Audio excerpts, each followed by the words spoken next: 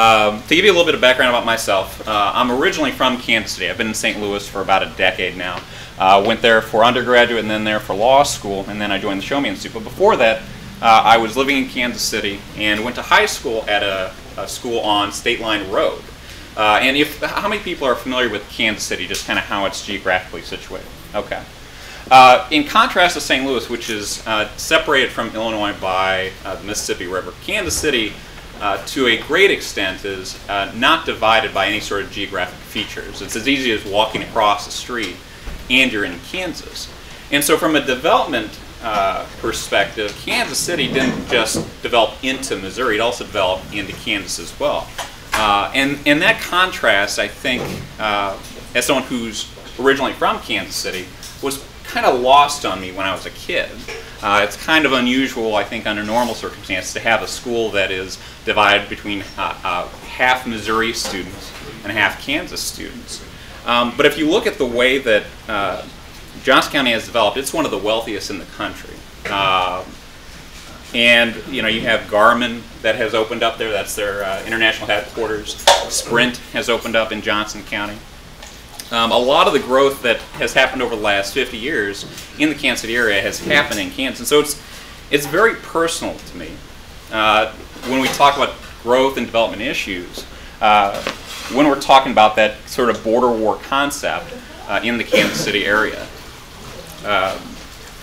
growth matters. It affects lives. It affects where we decide to live.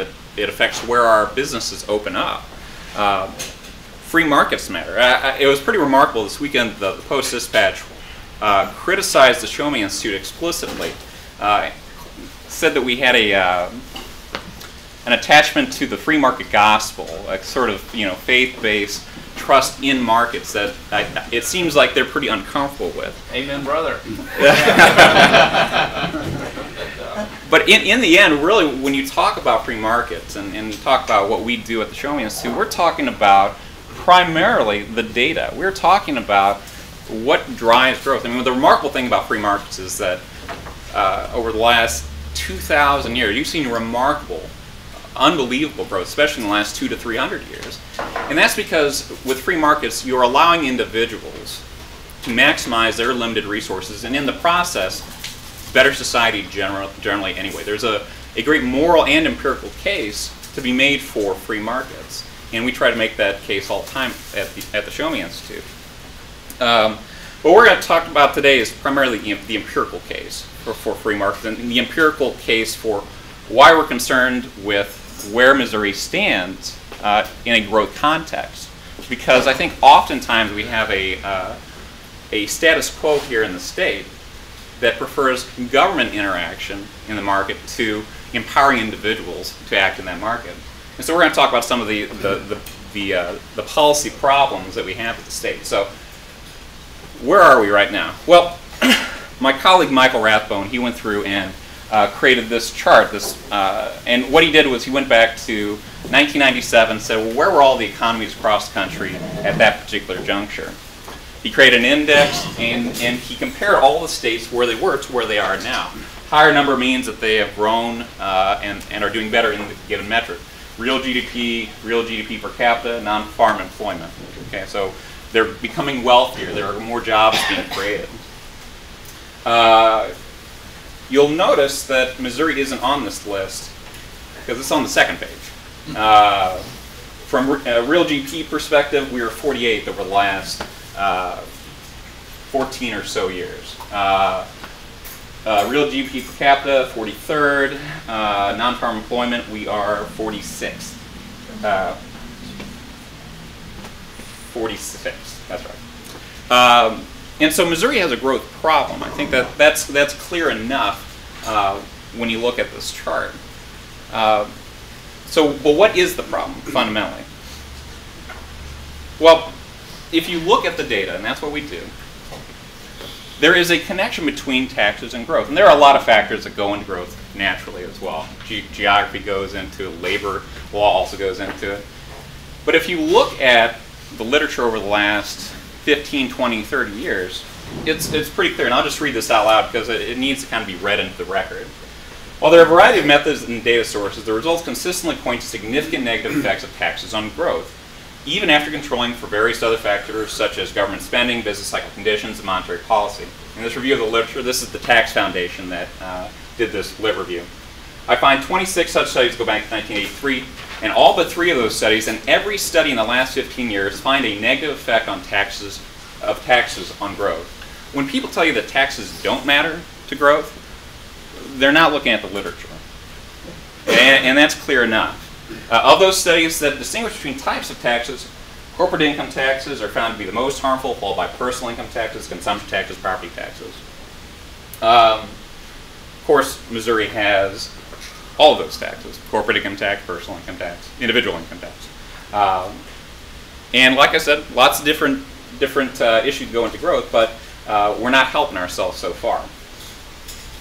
And I did a quick little chart just of some of the different states that are doing tax reforms presently.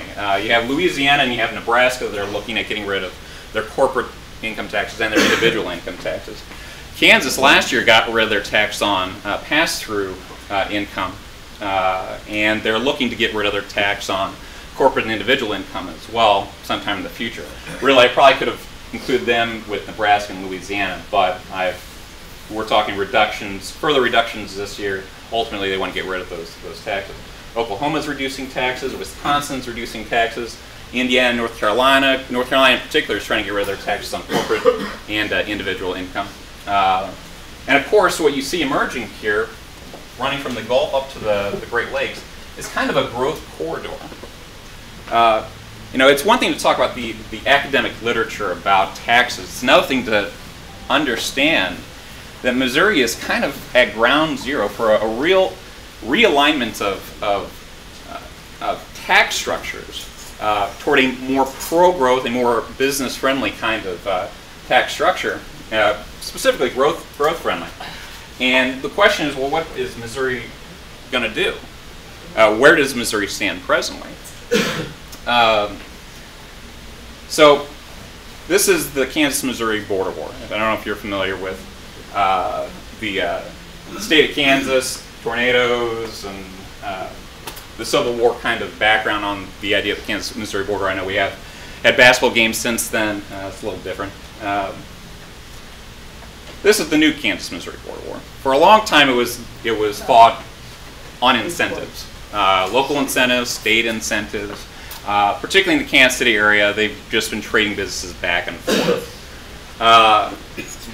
And it has gotten so absurd that we have businesses moving across the state line road. This is actually my old high school down here. So this business moved from Select Quote, I believe, Senior Insurance Services.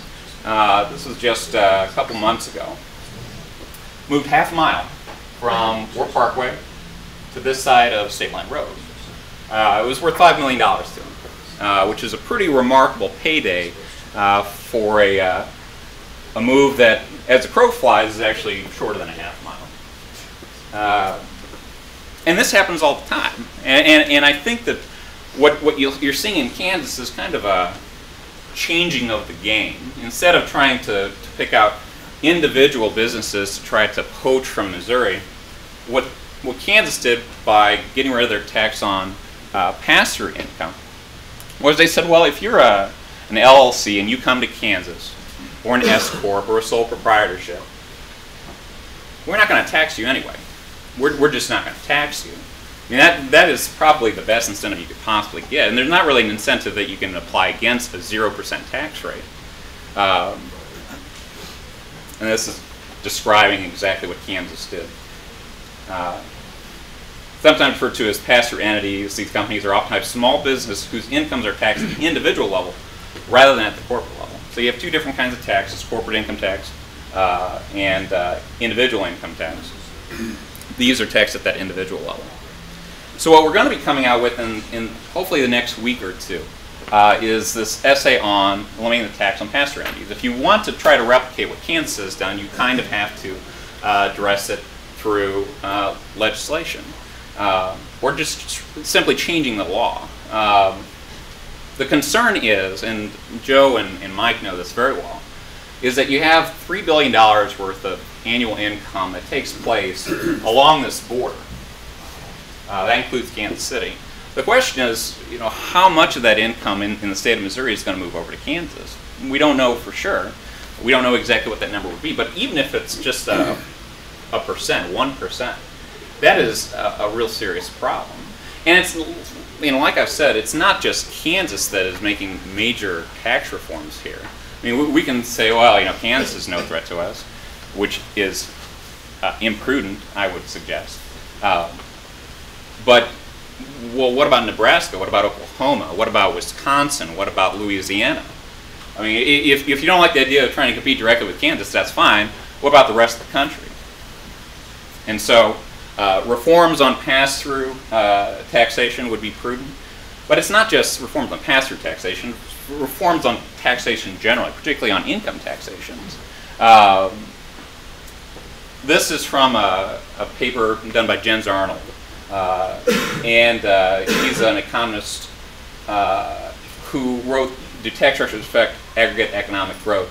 He wrote, "Property tax, particularly recurrent taxes on movable property, seem to be the most growth-friendly, followed by consumption taxes and then personal income taxes. Corporate income tax appear to have the most negative effect on GDP per capita." So we can deal with the pass-through taxation, but we probably shouldn't stop there. We probably ought to, and the corporate income tax as well. If you want to promote a growth-friendly agenda, the best idea is to remove not just pass-through income taxation, but also corporate income taxation. Make sure that no matter how your business is organized, that we're not going to end up taxing it. And I think the Tax Foundation found they thought that in the net, Kansas's reforms were good, but they didn't go far enough. There was no reason for them to distinguish between pass-through income taxation and corporate income taxation. Ultimately, corporate income taxation was very bad as well. It would have been better to try to include both in it. What has the state kind of done to promote development in the past? And David is going to talk about this in a little bit on the local level. But the state has distributed tax credits for development purposes to the tune of $300, $400, $500 million in a given year. For that amount of money, and you'll find it in the corporate income tax paper, you could have just gotten rid of the corporate income tax entirely. That's how much money that we're giving out in DED type tax credits. And in terms of distribution, you want to make sure that folks across the state are able to take advantage of the same sort of a positive tax environment, one where they're rewarded for being productive and not penalized for being productive. And what you see, though, is that with the tax credit system, on average, most of the state really isn't getting a per capita amount in tax credits that would suggest that everyone's being treated kind of evenly. Now, there are a lot of other asterisks and provisos that would go into this, but suffice to say, I don't know if everybody in this part of the state, in the red part of the state that's receiving below average tax credits, would think that the present system is really great. And if you look at the aggregate numbers, when you're looking at GDP per capita, GDP growth, employment growth, I don't think this has been a really productive system.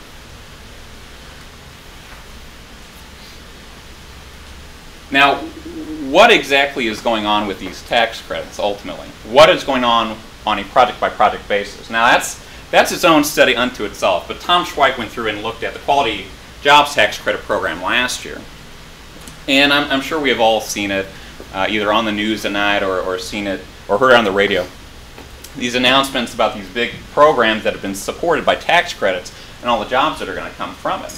Well, you look at what the promises were, and that's what Auditor Schweik did. So the DED had expected the Quality Jobs Tax Credit Program specifically to create over 45,000 jobs in the state since 2005. But in fact, a total of 7,176 jobs have been created as of July 2012. And the DED now expects that there will be 26,000 jobs created as a result of it. The question ends up becoming, who do we trust more to develop the state? Do we want the government to try to step in and pick the best programs and projects, make the promises but not really have to follow through on? Or do we trust individuals to do it? I think it's another point in favor of allowing individuals to control more of their money and invest it rather than have the government do it. Because the government's track record is just not very good at finding successful projects. And William Easterly, who's also an economist, he said the effects of distortions such as taxes and tax incentives. Easterly found that a subsidy to one capital good financed by a tax on another capital good unambiguously lowers growth. If we're throwing more money towards, for instance, historic preservation, that means that we're not necessarily spending money someplace else. It may not be an efficient allocation of our resources. And so ultimately, like I've said, I think that you're better off making sure that everyone can benefit from a tax system rather than picking and choosing winners in the tax code. Another great example of the problems with tax credits is with the historic preservation tax credit. Back in between 2005 and 2009, the state predicted that it would cost the state $75 million. It actually cost the state about $500 million. From a budgeting perspective, that is disastrous, shall we say. And it makes it harder to balance a budget, and it makes it harder to prioritize the different funding items that you want, education included. So, like I said, I do think that when you look at the development aspect of what the state has been doing over the last few years and contrast that to what other states are doing presently, Missouri's in a tough spot right now. And I would hope that they'll take a serious look at reforming tax structure rather than trying to pick and choose winners in the tax code, because it just hasn't done a very good job at doing it, and it certainly hasn't done a very good job of budgeting for it. And I'll turn it over to David right now to talk about the more local stuff. Thank you, Patrick.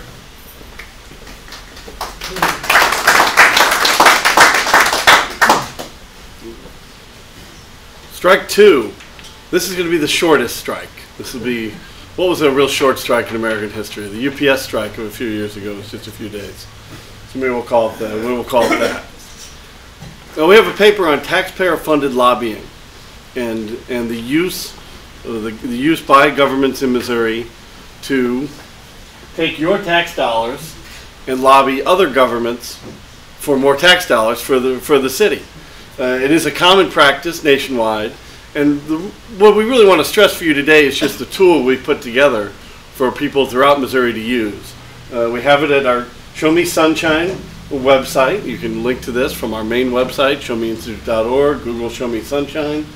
And we have a searchable database up here of government contracts, Missouri government contracts with private lobbyists. And if you're interested, if any of your governments are contracting with private lobbyists, here's the short answer, yes, they are.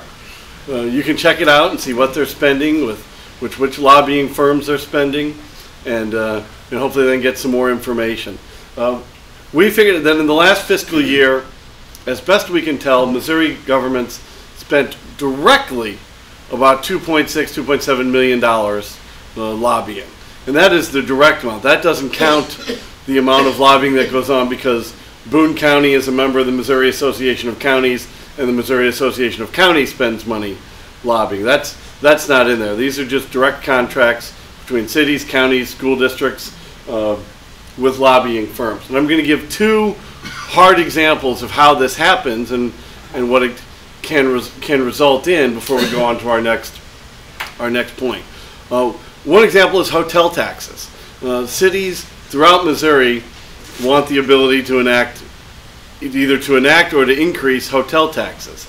So there is no simple law that says fourth-class cities can and third-class cities can't. It's all, if you want to enact a hotel tax, you have to be granted special legislation to do so. So the city of Columbia, for instance, just last year, there was a Daily Tribune story on it, was talking about using the city's private contract lobbyists to seek authorization to increase the hotel tax here. And this is repeated throughout Missouri.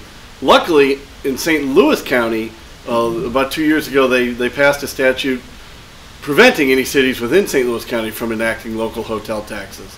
So that was lucky for the people of St. Louis County. But that's one example of a city, county using your tax dollars to hire lobbyists to go to higher levels of government to seek authority to go collect more of your tax dollars, or in the case of hotel taxes, your family's dollars when they come visit you. Another example is fire districts and sales taxes. In some parts of Missouri, fire districts are allowed to have a sales tax to fund the fire district. But in other parts of Missouri, they're not.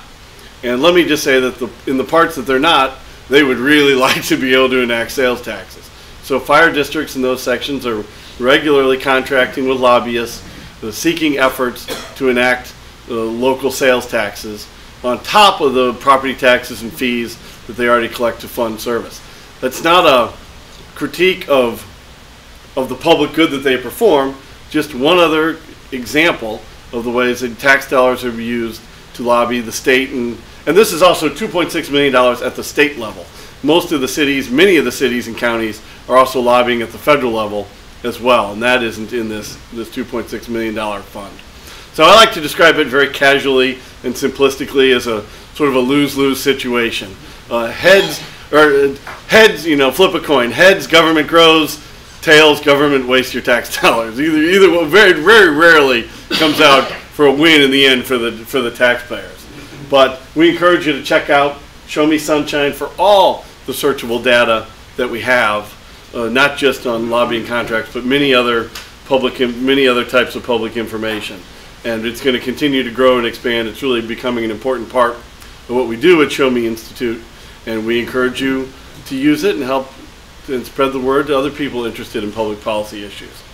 With that, let's get to enterprise zones, strike 3. And this is a big strike 3. This is, you know, bases loaded at the ninth inning, World Series.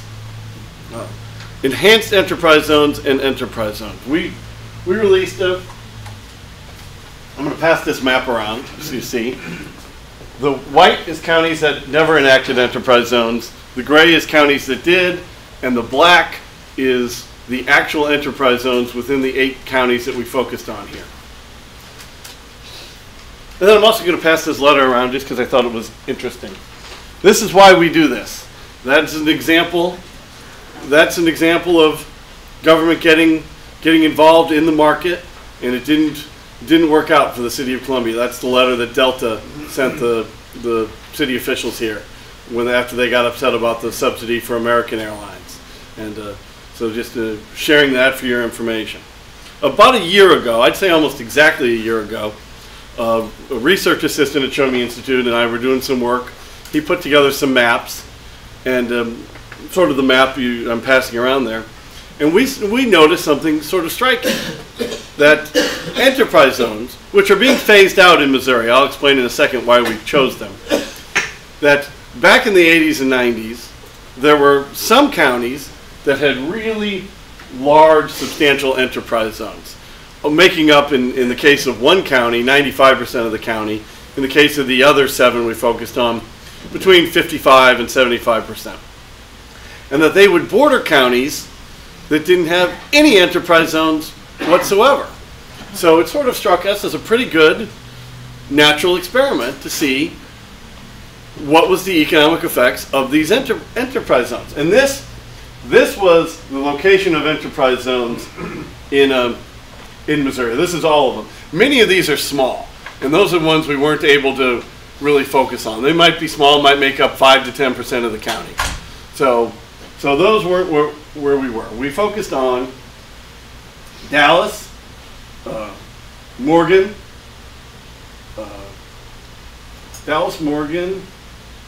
it's here, we've got it right.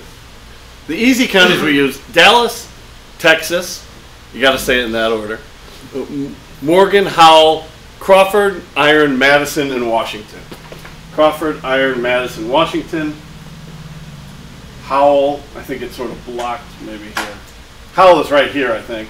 Howell, Texas, Morgan, and Dallas. Those were really large enterprise zones. And they were bordered: Cooper, Benton, Hickory, Polk, Webster, Laclede, Pulaski, I think Ozark, and then Reynolds, Franklin, Bollinger, and Carter. They bordered very comparable counties, and that was sort of one of the ways it worked. That these were all very similar counties that we were comparing over time. And we, in fact, throughout Jefferson County, because even though it didn't have any and bordered a county that did, it really isn't a comparable county. It's much larger than the rest of the counties on this list. In Franklin County, you could, at the time of the early 1980s, Franklin County wasn't nearly as large, so I think it was a better comparison and we kept it in. So we took 5 very standard traditional measures of economic growth.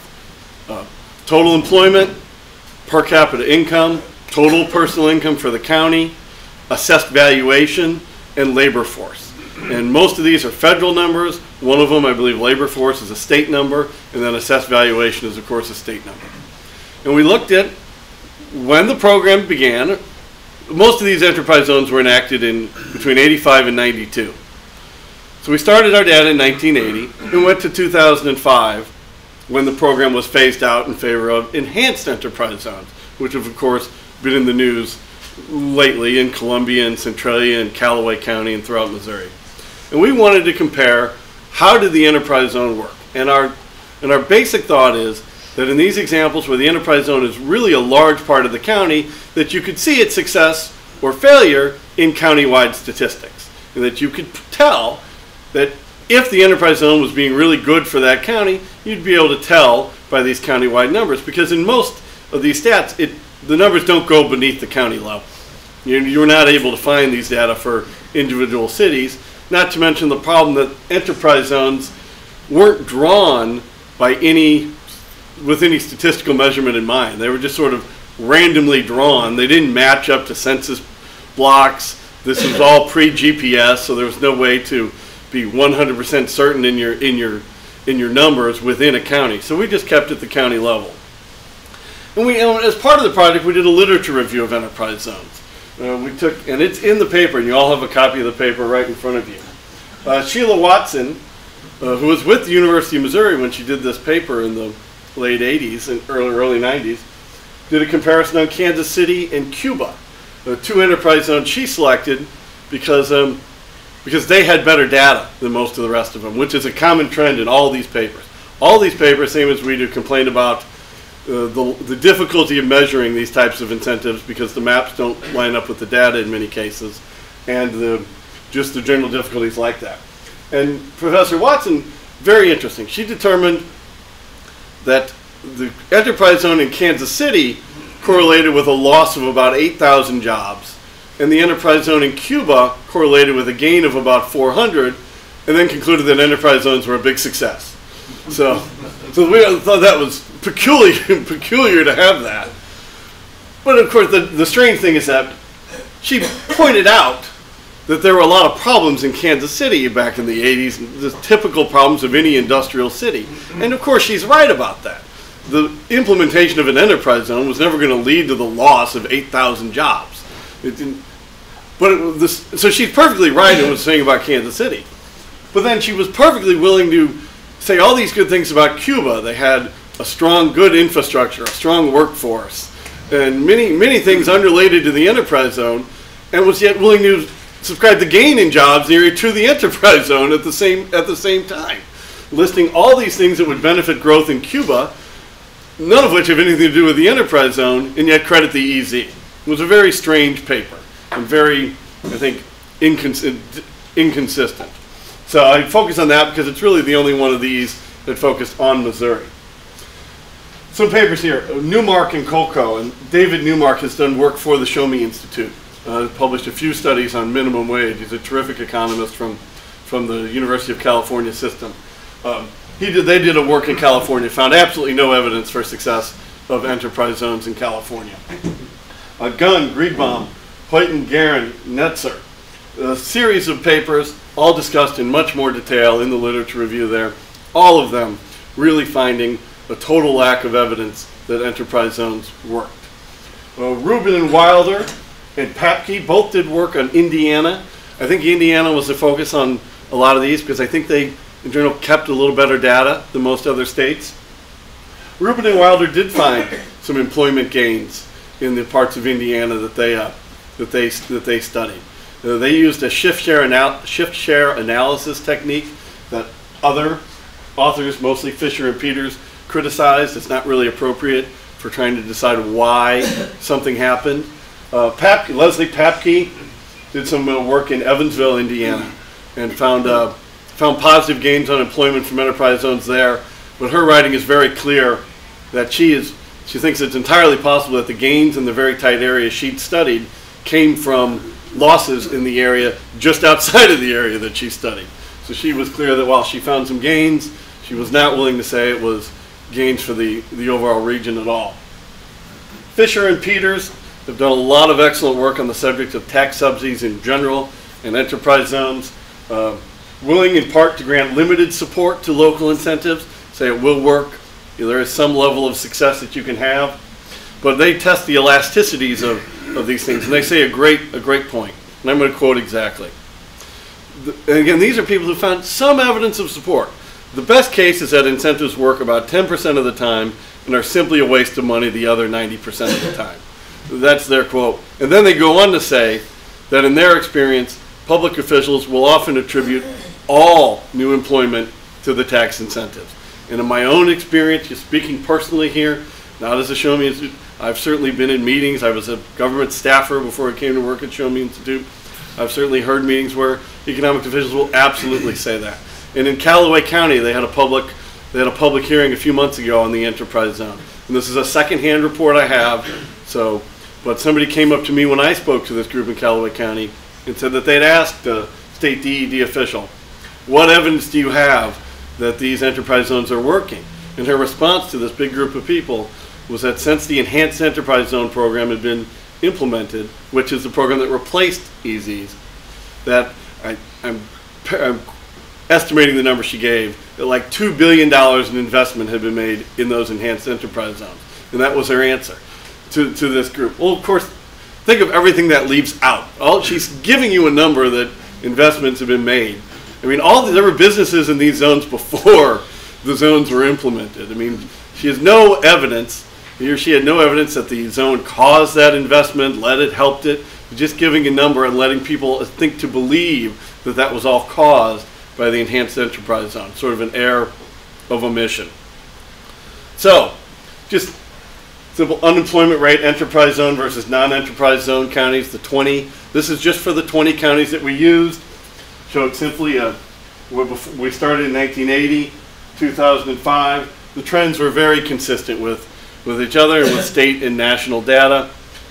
Howard Wall has done some writing about for Show Me Institute, about how zone incentives can sometimes be justified for structural type problems, but as I think you can see here, the differences in unemployment rates in these counties don't appear to be structural as much as just trending with national unemployment rate trends. So we took all the data for these five areas, for these 20 counties, from 1980 to 2005, and we reviewed it a number of different ways. We reviewed it by a cumulative search over time, by a pre and post implementation of the enterprise zone, by a difference in difference study of the pre and post data, we were closely related, and finally through a regression analysis. And as you can see here, the 8 enterprise zone counties, for all implementing their zones between 85 and 92, and the 12 non-enterprise zone counties, at the end of it, in every one of these 5 instances, the non-enterprise zone counties grew more over time than the ones that implemented enterprise zones. And this is the cumulative one, 80 through 2005. In all 5 stats, the percentage of growth was higher in this time in the non-enterprise zone counties. So this was what got us interested in the study, because this is what we were able to put together very quickly when we began this and took it to our board, took it to Dr. Haslig and Dr. Bogorski and said, do you want us to look at this in more depth? And the reason we want to look at this is because this is a lesson. It's so hard to see how TIF works, how the effects of TIF or enhanced enterprise zones are. But what enterprise zones gave us was a period of time since they were old enough and had been around long enough before being phased out in 2005 to sort of review this data and study it. So next we went on to see, all right, so we know that over the entire length of the time period, it doesn't appear that the enterprise zones benefited. Well, what happened before and after the implementation of the enterprise zone? So we we took our data because the counties had implemented, the 8 counties that we used, which had substantial enterprise zones, had implemented it in different years. So we had to sort of stagger the data to consider when it was the pre and post based on that. And at this point, when you just look at the numbers, you see a little, you can turn to this, it's table 2 and table 3 in the studies you have there, that it does look at first blush like some of the enterprise zones did a little bit of good. And you could make that argument. In most cases of these 5 numbers, the enterprise zones by a percentage of annual growth rates did a little better after the implementation of the enterprise zone. Now let's keep in mind that the economy was generally better in the period, late 80s throughout the 90s than it was in the early 80s, right, the period right before a lot of the zones were implemented. So that explains the difference in, 1.74 to 7.13 as these goes from 2.3 to 7.2%. But when you compare the two, we ran statistical significance tests on all these. And the fact is that with one exception, none of these numbers, none of these changes between enterprise zones and non-enterprise zone counties made any type of test for statistical significance. The one exception for before or after, or the difference in difference test, was assessed valuation. The difference in difference measure, which you can see, I believe, on table 3, was statistically significant in favor, for assessed valuations, in favor of enterprise zones. Now keep in mind, that's not automatically a good thing.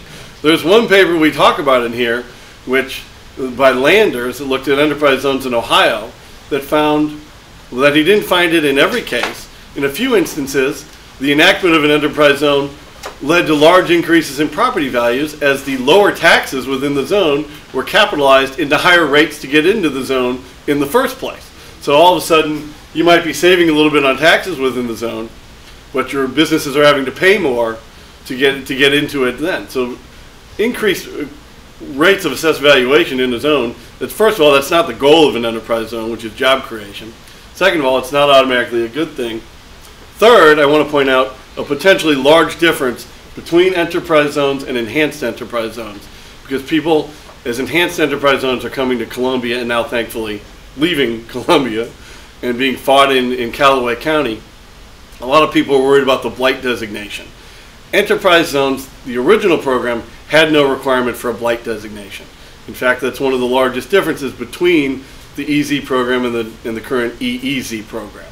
So if you saw slight evidence in favor of assessed valuations under EZs, keep in mind that there was no declaration of blighting at the time, and the objections a lot of citizen activists are having to that are, I think, still very valid with that difference. So then, the final thing was we ran a regression analysis for this data, and that is in the paper on chart 4. Again, we teased out as best we could the data for all these stats over these 25 years for all these counties, and really found no evidence in the regression that the enterprise zones benefited the counties that implemented them when compared to very comparable bordering counties that did not implement any. Again, there was one exception in the regression analysis. There was a slight but statistically significant improvement in personal income. That was the one out of all these measures, all these counties over time. There was a very slight improvement for personal income. So, but when you take the cumulative look of enterprise zones, the vast majority of the numbers, the vast majority of the ways you look at it, show no improvement for the counties that implemented them over the counties that didn't. And that's what I want cities and counties and officials to learn in Missouri, is that there's no evidence that TIF, EEZ, Transportation Development District, TDD, all these other acronyms that are being enacted week after week somewhere in Missouri, there's no evidence that they're growing the state's economy as the local officials, county officials try to do the proverbial pick the winners and losers. So a few lessons. And the enterprise zone program and the current EEZ program are generally very similar. There are certainly some distinctions between the two, not the least of which is the blighting definition. But it is certainly reasonable to take lessons learned from a study of EEZs when you had the time and the data to do it and apply them to the more modern program of EEZs. And I'm confident that 10 years from now, when I'm still at the Show Me Institute, hopefully, and I look back for the data on EEZs, that I would find the same thing. EEZs are expanding despite a lack of evidence they succeed at their goals. They are supported by too many elected officials who should otherwise know better. I saw a campaign ad from a candidate running for county commission in, I think it was Camden County, just in November. And this was brought to my attention by somebody on this issue. And this person seemed very pro-market, pro-liberty, in many ways. But one of his huge planks was we need an enterprise zone, an enhanced enterprise zone in our county to get business going in our county. The era of the do something mentality for government, that you have to get out there and do something. And it is frustrating to see this. And this same thing applies to tax credits by elected officials who otherwise agree with markets and liberty, who are still fighting for certain tax credits time after time. Unfortunately, for each example of opposition, successful or not, such as the inspiring efforts I've seen in Columbia on the question of TIF that I've seen in Ellisville and Shrewsbury, two St. Louis County suburbs, where people fought it and failed in those examples, where people are succeeding in the EEZ in Columbia, and I think are going to succeed on the EEZ proposal in Fulton and Callaway County. For all those examples, there are many more where they just get enacted and nobody minds, nobody seems to know, nobody notices. Centralia passed, for all the fight in Fulton and Columbia, Centralia passed an EEZ a month or so ago, and it just sort of went through. And TDDs and community improvement districts get passed throughout Missouri. They don't even go to the public vote or debate most of the time for TDDs. It just gets filed as a court case and enacted by a judge without any say of the people. And finally, the creation of the program, not its success, is what justifies the job of the state or local economic development official. That's how they argue. We did this program, that's what I'm paid to do. Whether it worked 10 to 15 years from now is really not important. So with that, thank you very much.